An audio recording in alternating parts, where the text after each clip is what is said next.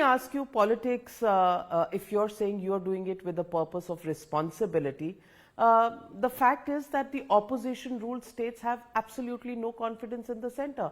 Mamata Banerjee has gone on a strike, she's done a dharna, she's written a letter to the Prime Minister yesterday that the Finance Ministry is withholding money that is due to states like hers, like West Bengal.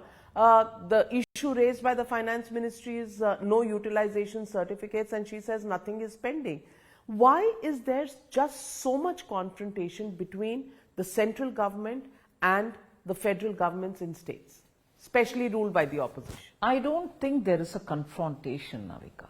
It is more establishing the rule of law. Parliament of India passes and approves a certain scheme, a yojana. And when the monies are sent for the state to utilize for that scheme, if they rebrand it, if they bring in objectionable things which the CAG pulls out, saying, I'm sorry, you've given it for people who are not eligible. CAG says, no, you've given it for people who don't exist. Are they not critical criteria on the basis of which the centre is duty bound, because we answer in the parliament, to tell the states, what's this which the CAG has said? Would you do some correction and come back? They sit over it, they deny it, and then when they try to correct it, they don't do a complete job of it. And then they sit over it again and then send the utilization certificate after 2 full years or 2.5 years. And then keep pointing out, saying it's pending from then, without saying we went wrong. And it was right of the centre to say what was approved in the parliament, you should implement it as per the letter and spirit of what was approved. You don't rebrand it. You don't spend it on people who are not eligible. You don't then argue with everybody and say, this is how I'll do it, but you will have to release it. No, sorry, I'll have to answer in the parliament. How will I release it for a program which is not approved by the parliament? So if these questions are asked, in a way, speaking as they say, truth to power, no, it's not like that. It's confrontation. Centre is stopping. You're doing wrong, yeah? Truth to power can be done by people who are not in power. People like us can question. You can, but you won't. But you are the Union Finance Minister. Your, stating or giving any diktats to a Chief Minister is not truth to power. Because you media don't ask the truth to power question to those people, you keep asking us. We are boycotted and by those. I'm asking through you. Is it not true that it was rebranded? Is it not true that you tried putting names of people who don't exist in the villages? Or is it not true that your utilization certificates came so late sometimes? And when you rebrand it and launch it to your favor, we'll have to just sit and watch. So it's about the name. Mamata Banerjee, Mamata Banerjee versus Modi name. That's the problem. It's also, there's no Modi name. It's PM. There's no Modi name here. All right, fine. But that is one thing. Second, the intensity with which the questions are asked, the same intensity with which course corrections don't happen. So, because they boycott you, you don't ask.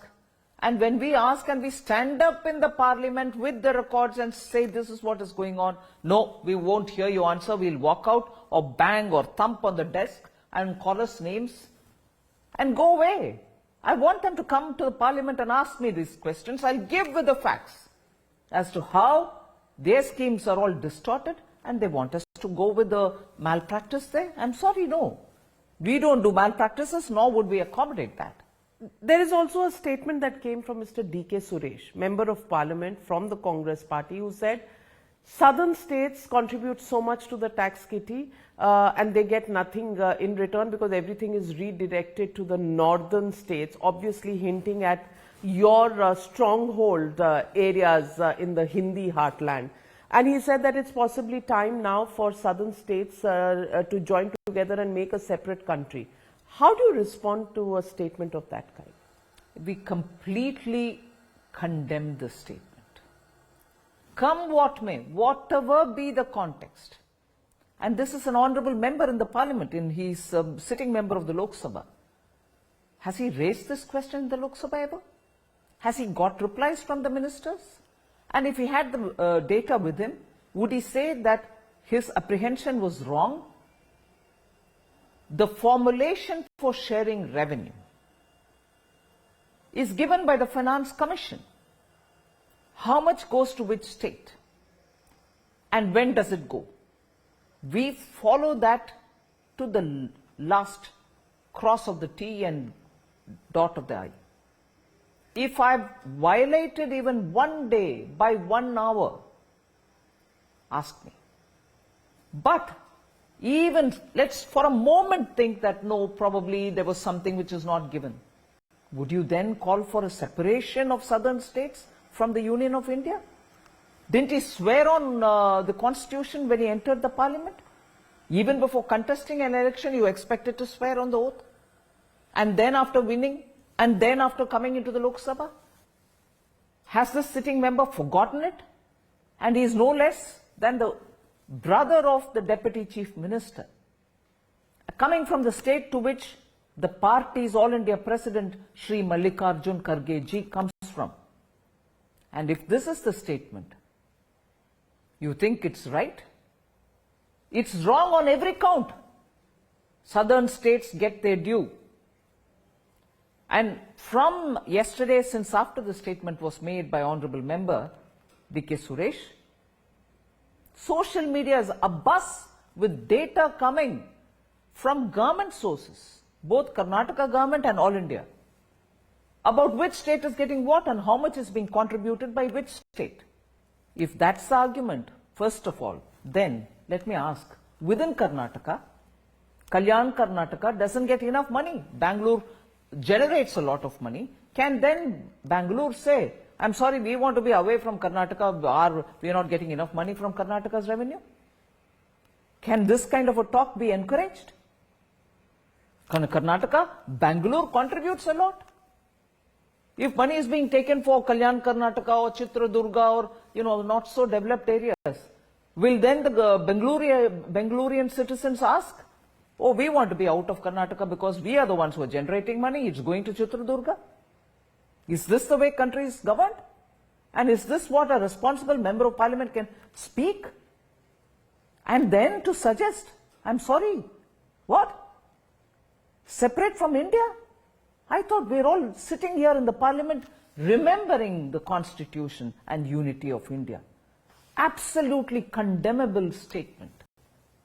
And if the Congress party doesn't pull up this member, apologize to the people of India, and the Congress president and also the former president are all sitting quiet. Earlier, when we used to say Congress is today aligned and more aligned with the Tukde gang, this is what it means. India ko tukde karo, isi raaste pe chal rahi hai Congress. Tell me if there's been a responsible pulling up of action there on that member. Has anybody apologized for the statement this man made? But Mr. Rahul Gandhi is busy with his Bharat Jodo Nyaya Yatra. But he's the one who went and stood with the Tukde gang. So you expect him to apologize for it? I don't see it.